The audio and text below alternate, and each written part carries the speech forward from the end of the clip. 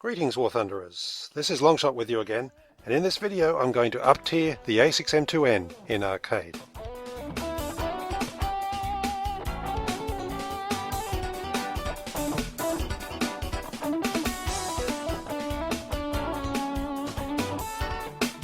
Okay, the idea of these up-tiering videos is to take a plane that performs quite well at its normal battle rating, in this case 2.7, and push it up at least 1.0 higher, and preferably a tier higher as well. I'm doing this because it's a challenge. It pushes me to fly to the best of my ability, as I'm going up against superior aircraft and pilots, and it's immensely satisfying when I manage to pull off a good game against the odds. I mean, how often in War Thunder do you find yourself in a battle that really gets the heart pumping, gives you an adrenaline rush, leaves you needing a shot of whiskey to calm the shaking nerves afterwards? How often do you get a game that you still remember weeks or months later? Unfortunately, it doesn't happen that often in War Thunder, but I can tell you now, up-tiering a plane will certainly have that effect, and apart from making videos, that is why I do this. Alright, so as you can see, I've chosen the Canoe of Destiny for this video. I put it in a Tier 3 4.0 battle rating lineup, and my goal was to get at least 10 kills in a single battle. This plane is simply an A6M2 with floats attached, and like the A6M2s, it's armed with two wing-mounted Type 99 20mm cannon with 60 rounds per gun, which isn't much, and a couple of light machine guns on the fuselage. It's considerably slower than a normal Zero, it can't turn quite as well, it has the same slow roll speed and a decent climb rate. I've set my convergence to 300 meters, and I'm using stealth ammo for the cannons, which is significantly better than the other belts. I won't go into all the reasons as to why that is, but trust me, the stealth rounds will give you much greater hitting power than any of the alternatives. Now, Zeros in general have a very specific style of gameplay, quite unlike most other planes. They can't chase anything down, they need the enemy to bring the battle to them. But what if everyone simply ignores you and flies away? Well, you're in for a boring battle. You won't contribute a great deal when that happens. So alternatively, you could always go where the furball is. Start turning and burning and hope your skills are sharp enough to stay alive and rack up some kills that way. That's the approach I took in this first battle. So let's see how it turned out. As you can see, it's a domination, it's Corson, it has a single airfield, everyone's coming for this one point on the map to basically furball. And so everyone's running away from me, so I have to wait. Bit of a zigzag approach in case someone boom and zooms me. Okay, I'm looking at the J2M2, but I've got a P51 coming at me head on, have to avoid him. And now I'm in turn and burn mode. Trying to get onto the tail of the J2M2 here. He's shot down before I get a shot at him. That leaves the Corsair in front of me, who's set alight. I don't care, I have guns, I'm going to take the shot. Okay, right, more planes have arrived while I was doing that. Luckily none of them have picked me up, except a Yak-1B's coming for a head on. Need to get out of the way of that. This BF-109's hanging up high, so I can take a shot at him, but I've got to be careful not to get too slow myself, as that just makes me a target. And now I've got to slowly pull a turnover, get away from the Yak-1B, who is still persisting and going after me. There's an A6M3 over there. Yak's bailed off, so I'll switch to the A6M. Suddenly there's a bunch of P51s where I had no idea they were there.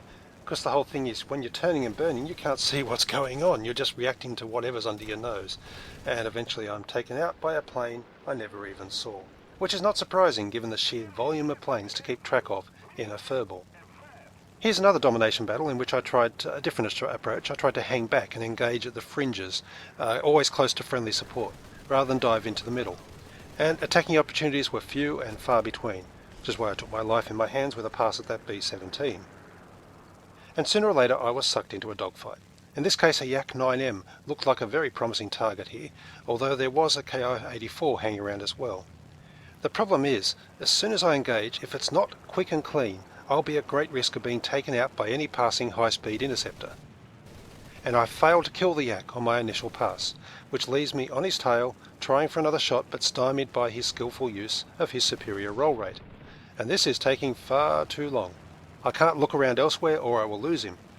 And as a result I was taken out by his squad mate, who I never saw coming because I was blind. At this battle rating, low altitude combat in a float Zero really does put you at a massive disadvantage, where your turning ability counts for nothing much at all. So I decided I needed to get up to altitude instead, and quite often things were just as difficult up there as at ground level. I'm the only climber on my team, which doesn't help, against a P400, two Focke-Wulf 190 A4s, and a Spitfire of some persuasion. Now I've taken out the P400 in a head-on, though at the cost of serious damage, and now I need to face the others.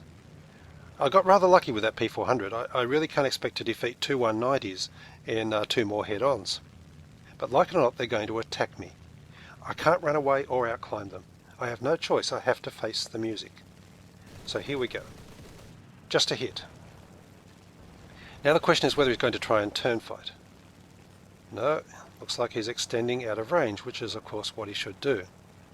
The next 190 is inbound. I'm just going to pull off to the side to give myself some breathing space. Okay, that first one's turning back, so here we go again. Anyone who believes that turning ability is more important than speed really needs to watch and learn from this. My plane is seriously outclassed. I'm only alive because of my snap roll parlour trick. The second 190 is actually turning with me, but my plane's messed up from the earlier head-on with the P400. It's not handling it all well. And knowing the other 190 and the Spitfire are very close, I have little choice but to start an evasive dive. The question now is whether any of them are intent on following me down, and I see flashes of tracer, so at least one of them is. Up into a hard brake, gotta wait for the G-force to clear, and there he is, extending out of range, and once again I'm restricted to scrapping on the fringes of a battle at low altitude. If you hadn't already guessed, I'm getting all the gloomy stuff done with first, for up-tiering this plane was no walk in the park. I only got the one air domination battle, but unfortunately I was forced into a dogfight with this A6M2-N, who I couldn't drop on the head-on, then went evasive thinking the J2M was also going for a head-on until the lead indicator showed me otherwise, and I mashed the rudder key a bit too hard there, which cost me a lot of speed. And while I did light up the J2M, I had lost vital seconds in which the I-16 was turning for another shot, and my plane was simply too slow to evade his gunfire. Although if he'd missed, the KI-43 would have got me instead. When you're the slowest plane in the sky, combat's often forced on you whether you like it or not, and it's even worse when you're seen as an easy target. Here a Yak 9Us picked me out for a head-on, which the snap roll evades. You really do get a lot of snap roll practice flying this plane. So I start to engage him in a dogfight, only to see a P-63 is approaching to attack, and the slow roll speed on the plane betrays me, and I eat a 37mm shell. Flying at bomber altitude did, however, give me a better chance of survival than trying to fight in the ground level furball. The advantage of climbing to bomber altitude is that your attackers are more likely to be spread out, meaning you can deal with them individually rather than as a group. A PE-2 tried for a head-on there, easily avoided, and I was turning to send some shots after him when suddenly I'm taking damage from a Spitfire that I hadn't noticed. There he is, a Mark 9 helicoptering up at me and apparently quite low on speed as a result. And at low speed I hold all of the advantages here. He tries to scissors back on me in hope of an overshoot, which is very easily avoided, and now I have him in my sights. A Spitfire travelling at high speed is a very dangerous opponent for a Zero, but a slow Spit, well, that's child's play. Out of the corner of my eye I see an LA7 approaching, so it's fortunate I'm able to finish the Spitfire quickly. Right, so I need to face and avoid the LA7's attack. Okay. And again the roll rate is slow enough that he's able to land a hit, which fortunately does very little damage. Now let's see if he wants to turn with me. He's diving, but is it to gain speed for a low yo-yo attack? Indeed it is. Little does he realise how easily I turned inside his circle there, and I'm able to set him alight on the way up. And like the Spitfire, he is now low on energy. Just a question of whether I can finish him off before he realises his error at getting so slow and tries to escape. In a proper Zero I'd have had guns on him by now, but this plane's a little sloppy by comparison, and I have to fight the instructor. He's trying to scissors, but unlike the Spitfire he's gaining speed now, going into a dive. And cannons are back online, so it's now or never. Down he goes. So that right there is my pathway to success in this up-tiered plane. Get enemies to attack me, one at a time if I can, at low speed, so I can use my superior turning ability to shoot them down. Here's another battle where my team's fighting for control of high altitude, and I met this Spitfire 5C in the clouds. And he's ignored my plane in favour of targeting a friendly P-63, which is a decision he's going to regret. He realises his danger now and goes into a rolling evasive pattern, but that's just going to delay the inevitable. Okay, here we go. In this battle we managed to secure high altitude, and I joined forces with a BF-109. who is there, and while he was killing bombers I concentrated on suppressing any enemy fighters that tried to climb. Looking down I noticed an I-185 a little higher than the rest of his team, so I shadow him from above in case he decides to climb up. And yes, here he comes, so I'll dive to intercept. And he's going to see me coming and tries to avoid by turning to the right, which was never going to work. A lot of people in this game have a turn fighting mentality. But surprisingly, this plane does have a very limited boom and zoom capability. Maybe the float tanks improve its energy retention, or perhaps they're simply filled with helium. Who knows? Okay, what's next? Bomb Funk MC's Spitfire there. Looks like it's climbing. Yes, it is. Just give him time to exhaust his energy and also get closer so I don't need to dive as far to engage him. Of course, the dive acceleration on this plane is pretty bad. It takes an eternity to reach him, by which time he's gained enough speed to be able to turn and evade most of my shots. Though I do damage him critically enough that he tries to land for repairs and crashes his plane on the runway. And in my zoom climb I'm being followed by not one but two more I-185s. This is exactly what I want, of course. I will only get kills if enough enemies get angry and try to climb up at me. Out of the two of them, Kaza is climbing more aggressively, and due to the cloud I can't see if he's stalled. No, he hasn't, so I'm quickly dodging out of a head-on. Into a rudder turn while I wait and assess his energy state, but I'm a bit late on this attack, again due to the cloud as I couldn't actually see when he stalled. He's into an evasive dive now. I have to let him go. Now where's that other 185? I've lost track of him.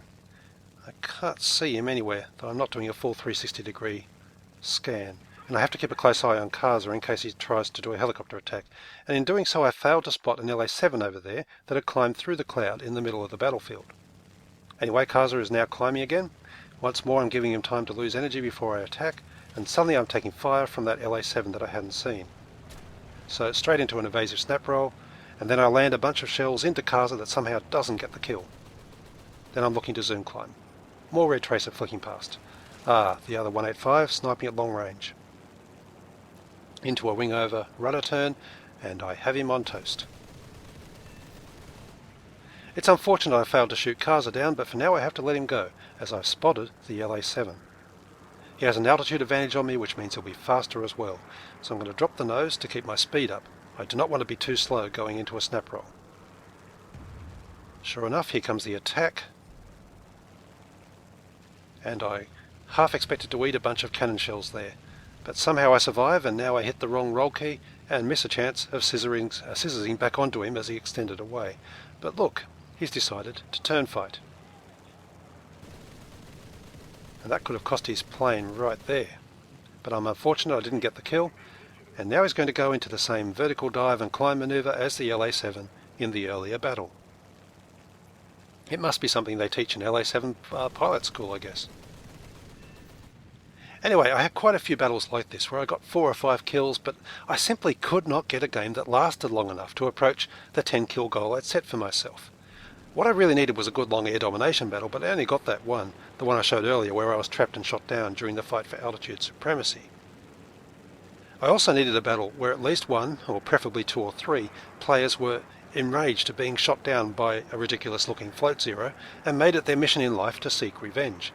And that's exactly what happened in this Berlin suburbs ground strike, which also went a little longer than usual. Unfortunately though for this video, the matchmaking was kind to me here. I only saw max 4.3 rated planes.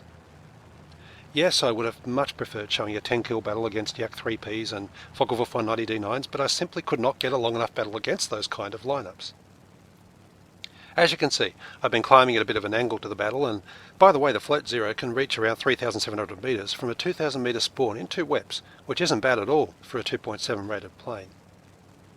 Okay, so there's a Zero who's half-heartedly climbing away from me, and an Aerocobra and XP-55 who seem to be flying together. They flew off to the other side of the battlefield, and then the Zero decided to give up his climb and dive away. So I have control of altitude in this patch of sky, but I won't be happy while those 2 other planes are up here with me. Of more immediate interest though is a P-38, who's about to decide to climb up and attack, which of course is exactly what I want players to do. There he is there. I'll just turn a bit to get above him and make his climb angle all that little bit steeper if he wants to get to me. So wait for it, waiting for it. Okay, there's condensation from his wingtips. It's time to attack. He's completely out of speed. There's nothing he can do to avoid his fate. Into a zoom climb, and none too soon, as the Zero that dived earlier is taking some long-range pot shots at me. He must also be low on energy, so I rudder turn into a diving attack, but he's already nose down and I can't afford to follow him too far. So I'll be fighting the rest of this battle with a hole in my left wing, which will roll my plane to the left during elevator turns, but it could have been much worse. And I still have these two guys at altitude to deal with, though for now there's no other climbers. As I watch though, the P-39 must have gotten bored and decided to dive into the furball which only left the ascender. But he was flying timid. It took over a minute to track him down, and I won't bore you by showing him hiding in the clouds 6 kilometers away all that time. So eventually he returned in the hope of shooting down a friendly B-25, strangely ignoring me now despite running away from me earlier. And that's going to set up an easy kill, which I felt a little sad about as those planes are quite rare.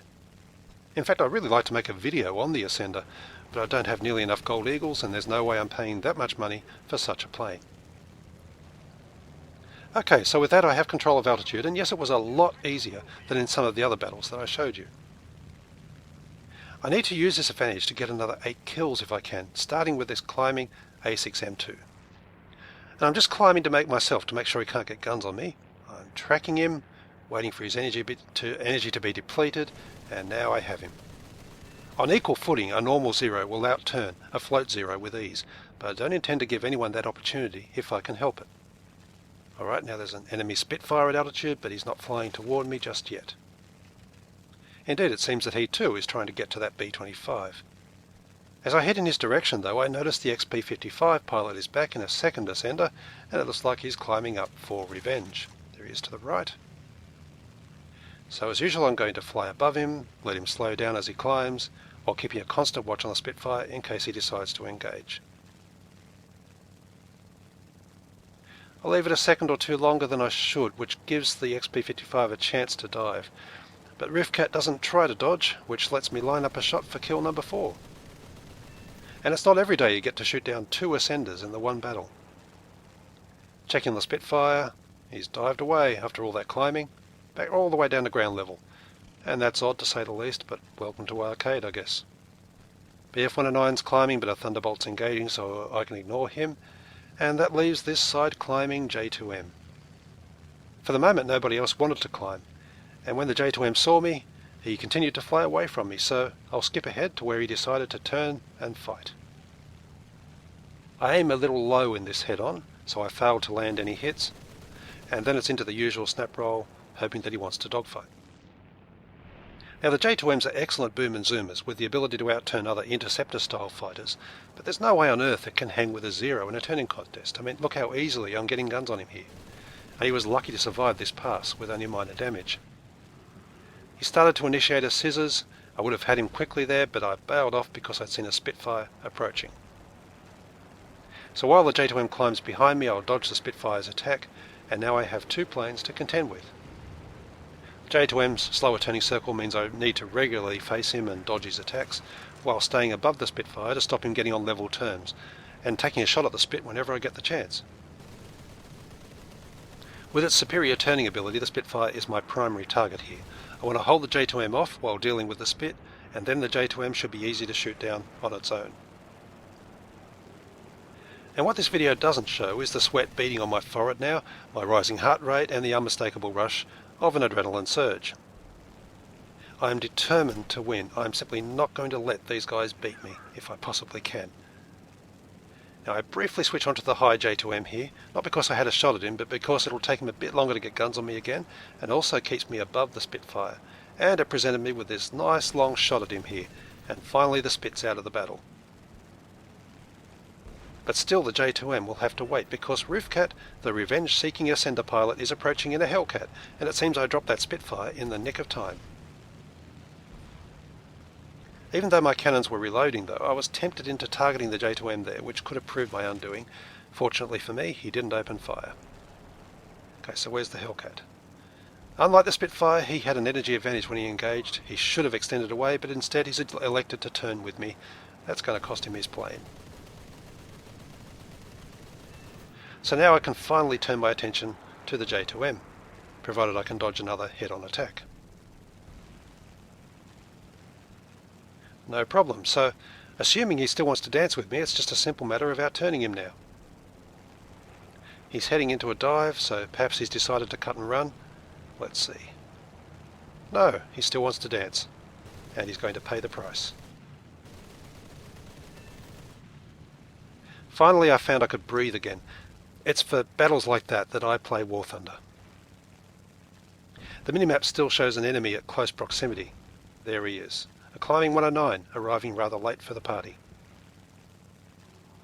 Never mind, I'm always happy to accommodate an extra guest. Simple wing over, and then I can start sniping at him while he climbs. He really is low on energy, isn't he? And when I land a few hits, he begins to wiggle the rudder, hoping that's enough to throw my aim off, but it's not going to work. So after all that, I'm on 8 kills, 2 to go, and I've reached my goal. And hey look, Roofcat's coming in another F6F, volunteering his services to get me a 9th kill. I guess it would be rude of me not to oblige him. I expected he'd fly straight at me for a head-on, and he didn't disappoint. Okay, so the usual quick volley at extreme range, allowing for gravity, just a hit, and then I'm snap rolling out of the way. Into a hard elevator and rudder turn, keeping the nose down with the roll keys, hitting WEP to maximise my speed in case he's extending off, but no, he's turning, and that's going to result in the same outcome. One more kill, but where will it come from? The game seems to be winding down now, with only a handful of planes left on each team, so it's a bit much to expect any more climbers. And there haven't been many bombers in this game either, so I doubt I'll see a new one spawn in now. There is that Wellington in the distance, but it seems a pretty lame way to hit 10 kills. So I decided to gradually press downwards, and then noticed a Dornier 217 a little higher than his teammates. So I'll just circle and watch for a second. Where is he? There, okay. It seems he's actually trying to climb at me. Well, okay then, if you insist. He tries but can't manage to lift his nose for a head-on. Neither can I get a kill in a single pass. So I'm going to break all the rules here. I can't let him escape or put that fire out, so I'm going to sit on his tail, hammering him with everything I've got, and finally that will be 10 kills in the bag. And I know it may not seem that impressive, just 10 kills, in a battle that really wasn't that up-tiered, but I've flown the plane in nearly 30 up-tiered battles before now, and I begin to think I never got there. However, look at the planes I shot down. An A6M2 battle rating 3.7, P38 and J2M2 are 3.3, F6F and XP55 are 3.0, and the Spitfire 2A is 2.7. All of them are planes I'd expect to meet in the Float Zero in a normal lineup. And if you go back and look at this battle, you'll see plenty of Focke-Wulf 190s, I-185s, P63s and Yak 3s in this battle. It's just that none of them climbed. And with the tickets almost gone, I'm pushing lower to kill that Focke-Wulf 190A4. So I was in two minds as to whether I'd include this battle in the video, but I decided to do so simply on the strength of that extended dogfight. Anyway, I thought the game was about to end. I also thought my friend Roofcat had run out of planes, and it turns out I was wrong on both counts. I'm trying to drag him low and then do a hard break, after which I'll look to turn fight, knowing that I'll need to not only dodge his guns, but those of the LA5 behind him. Unfortunately, I hadn't noticed a KI-61 fly in from the side, and seeing him distracted me long enough for Roofcat to circle around and finally exact his revenge. Doesn't matter how agile your plane is, you can't turn without elevators. Anyway, it's at around this point in these videos that I speculate on the plane's battle rating and tier. If you see my video on the Yak 1 for instance, you'll know that I believe it should be tier 2 with a battle rating of 3.0, not tier 1 and 2.3 as it currently is.